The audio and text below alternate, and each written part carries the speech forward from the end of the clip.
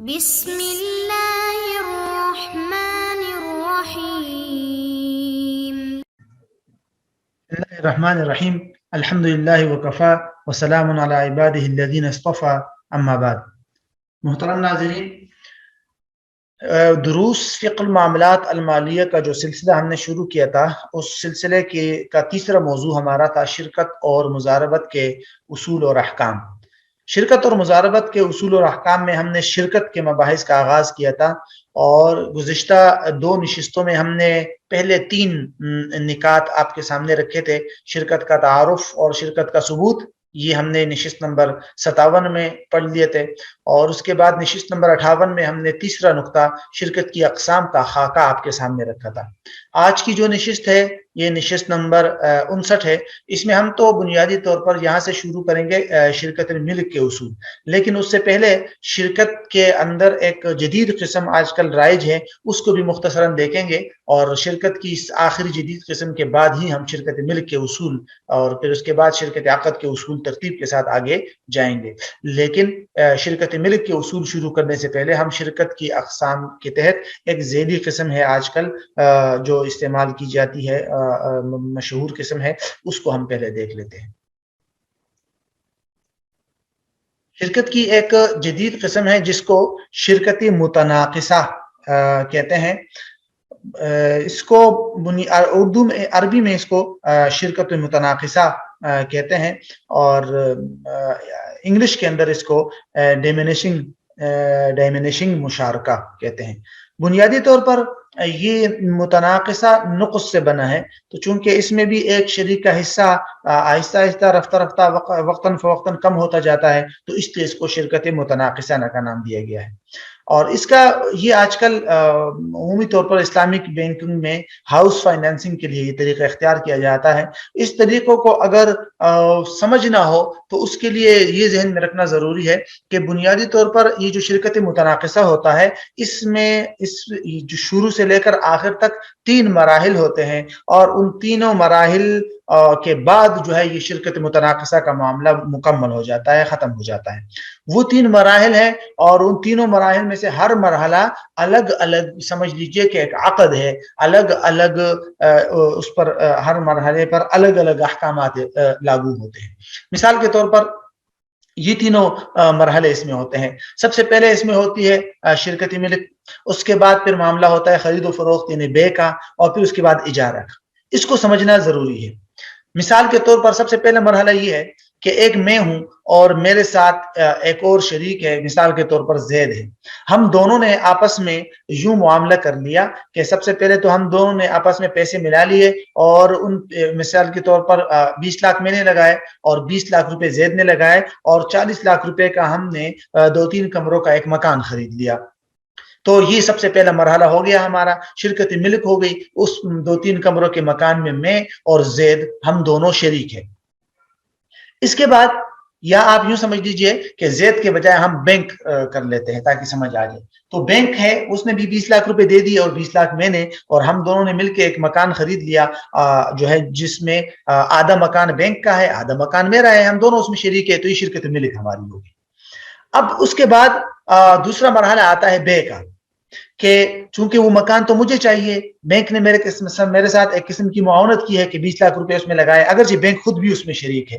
تو اس میں یوں ہوتا ہے کہ بینک کا جو حصہ ہے آدھا، اس کو مختلف یونٹس میں اور مختلف حصوں میں تقسیم کر کے میں ہر مہینے بینک سے اس کے حصے کا کچھ حصہ خریدتے جاؤں گا. مثال کے طور پر بینک کا جو 20 لاکھ روپیہ ہے، 20 لاکھ روپے کا جتنا حصہ آدھا مکان اس کا بنتا ہے، اس آدھے مکان کو ہم 10 حصوں میں تقسیم کر لیتے ہیں، اور ہر مہینے میں ایک حصہ بینک سے خریدتا جاؤں گا، اور اس کو مثال کے طور پر 2 لاکھ روپے ہر مہینے دیتا جاؤں گا.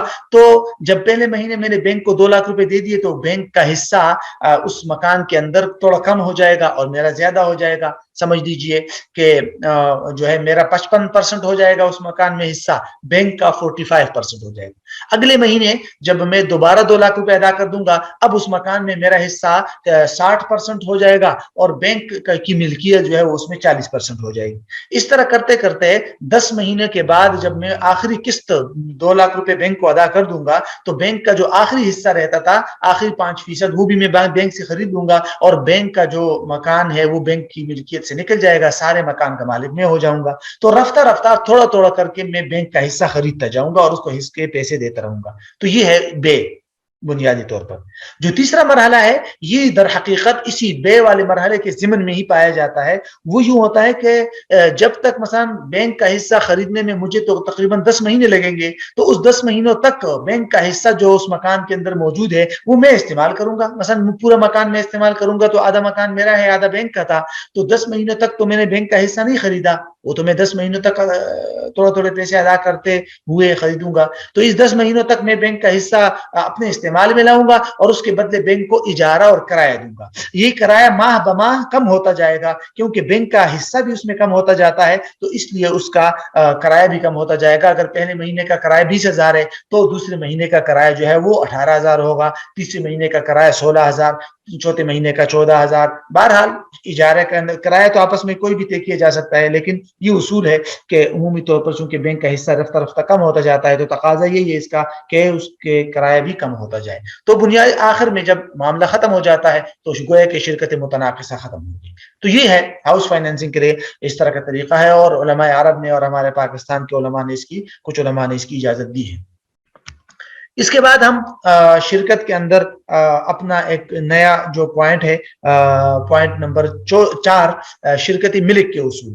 شرکت ملک کے بارے میں ہم نے پڑھا تھا کہ یہ ایسی شرکت کو کہتے ہیں جس میں 2 یا 2 سے زیادہ افراد کسی چیز کی ملکیت میں اور کسی چیز کی اونرشپ میں شریک ہو جاتے ہیں، تو اس کو کہتے ہیں شرکت الملک۔ شرکت الملک میں کے بنیادی طور پر تو تفصیلات ہیں، لیکن اس کے لیے جو بڑے بڑے اصول اور بڑے بڑے قواعد ہیں وہ یوں ہیں۔ سب سے پہلا اصول تو یہ ہے کہ شرکت الملک میں تمام شرکاء کے ملکیت حقوق بقدر حصہ اور بقدر ملک ہوں گے۔ اس کا مطلب یہ ہے کہ بھئی جس کا جتنا حصہ ہوتا ہے اس مکان میں جتنی ملکیت ہوگی، مثلا اگر 2 کنال کی زمین ہے اور ایک کنال ایک کی ہے، دوسری کنال دوسری کی ہے، اگرچہ الگ الگ نہیں ہوئی مشترک ہے، تو بس ان کی ملکیت حقوق بھی اتنے ہوں گے۔ یہ اگر کوئی نقصان وغیرہ ہوگا تو اتنے ہی برداشت کریں گے، کوئی نفع وغیرہ ہوگا تو اتنا ہی سب کو ملے گا، یعنی کہ جتنا پرسنٹ کسی کی ملکیت ہے اتنے پرسنٹ وہ نقصان بھی برداشت کرے گا، اتنا ہی پرسنٹ جتنی اس کی ملکیت ہے اتنا ہی اس کو نفع ملے گا۔ اگر ایک آدمی کی ملکیت 80% ہے، دوسرے کی 20%، تو جتنا نفع اگر اس مملوکہ چیز سے کوئی بڑھوتری ہوگی، اس میں کوئی نفع ہوگا، تو وہ بھی اسی ترتیب سے ان کو ملے گا، 80% ایک کو، 20% دوسرے کو، کیونکہ یہ کوئی کاروبار نہیں ہوتا، کاروبار کا عقد نہیں ہوتا، یہ تو کسی چیز کے اندر ملکیت ہوتی ہے، تو جس کی جتنی اونرشپ ہے اتنا ہی وہ رسک بھی برداشت کرے گا، اتنا ہی وہ بعد میں اگر پروفٹ ہوگا تو اتنا پروفٹ بھی وہ لے گا، کیونکہ یہ کوئی کاروبار تو ہوتا نہیں ہے، اس میں کاروبار والا معاملہ الگ ہے، وہ شرکت عقد میں ہوتا ہے۔ دوسرا اصول یہ ہے کہ شرکت ملک میں ہر شریک دوسرے کے حصے میں اجنبی ہوتا ہے۔ کیا مطلب یہ ہے کہ اگر 2 یا 3 یا 4 مطلب 2 یا 2 سے زیادہ افراد کے درمیان میں کوئی مکان، زمین، کوئی چیز شریک ہے، تو ہر شریک اپنے حصے کے بقدر کوئی تصرف تو کر سکتا ہے، اس کو بیچ سکتا ہے وغیرہ وغیرہ، لیکن دوسرے کے حصے میں وہ کوئی تصرف وغیرہ نہیں کرے گا۔ مثلا اگر ہم 2 ساتھی ہیں اور ہم دونوں جو ہے کسی زمین میں شریک ہے، ابھی تقسیم نہیں ہوئی وہ زمین، تو اس میں مثلا 1 کنال میری زمین ہے، 2 کنال کسی اور کی ہے، تو میں اگر کسی کو بیچوں گا بھی، کسی اور تھرڈ پارٹی کو، تو 1 کنال تک بیچ سکتا ہوں، 1 کنال سے زیادہ نہیں، کیونکہ 1 کنال سے زیادہ تو اس کی ہے اور میں تو اس کے حصے میں اجنبی کی طرح ہوں۔ تو یہی وجہ ہے کہ بنیادی طور پر ہر شریک دوسرے کے حصے میں اجنبی ہوتا ہے، اور یہی وجہ ہے کہ ایسی مشترکہ ملکیت سے استفادہ کرنے کے لیے فقہاء نے مختلف طریقے اختیار بتائے ہیں۔ ایک کو محایات کہتے ہیں کہ بھئی باریہ مقرر کیا جائے کہ 1 مہینے میں استعمال کروں گا اس مکمل چیز کو، 1 مہینے تم استعمال کرو، یا تقسیم کر دیا جائے، الگ الگ کر کے تقسیم کر دے آپ، تو اسی طرح یا مشترکہ طور پر استعمال کریں، ہم دونوں ایک ساتھ ہی استعمال کریں،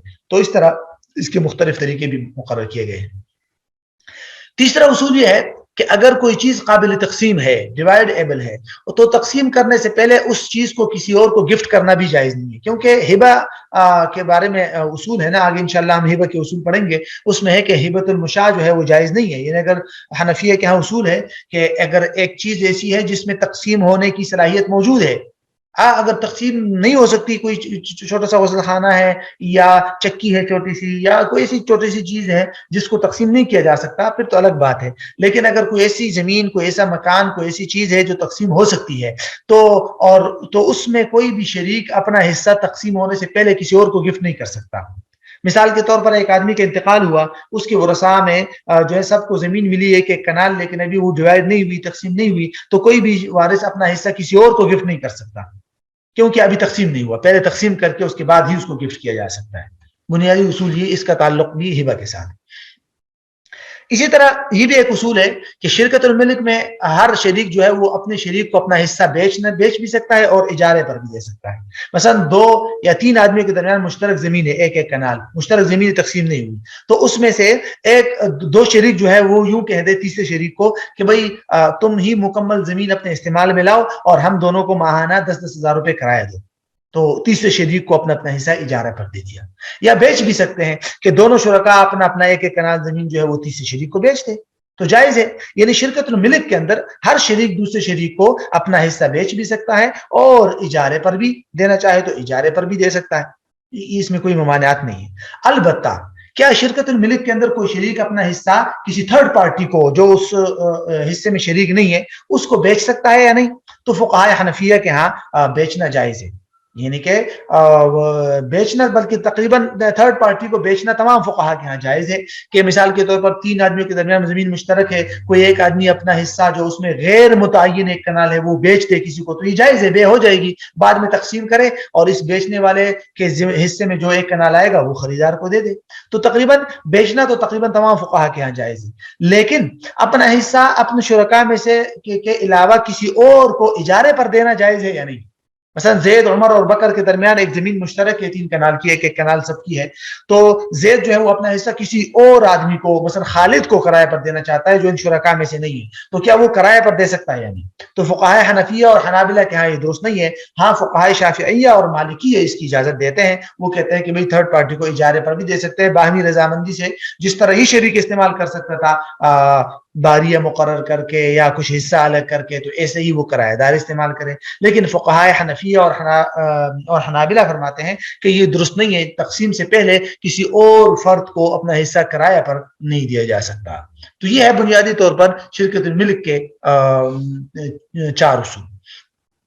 5واں اصول، آخری اصول شرکت الملک کا یہ ہے کہ اگر کوئی زمین وغیرہ 2 یا 2 سے زیادہ افراد کے درمیان میں مشترک ہے تو اور ایک آدمی غائب ہے، ایک شریک، تو دوسرا شریک یا دوسرا پارٹنر اپنے حصے سے ایسا نفع اٹھا سکتا ہے کہ جس میں غائب شریک کے لیے کوئی ضرر اور تکلیف نہ ہو. مثلا مکان ہے تو اس میں ایک آدمی جو ہے یا تو یوں کر لے کہ 1 مہینے تک مکمل مکان کو استعمال کرے اور جب وہ آئے گا بعد میں تو وہ مکمل مہینہ اس کو حوالے کر دے کہ بھئی میں نے 1 مہینے استعمال کیا تھا تو اب آپ استعمال کریں محایات کے طریقے اور باریوں کے طریقے کے مطابق، لیکن دوسرے کو ضرر نہ ہو تو تب.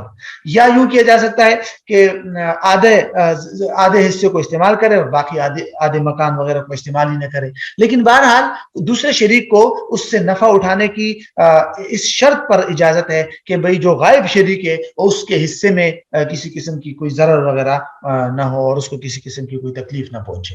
تو یہ ہے بنیادی طور پر شرکت الملک کے بنیادی اور اہم اصول.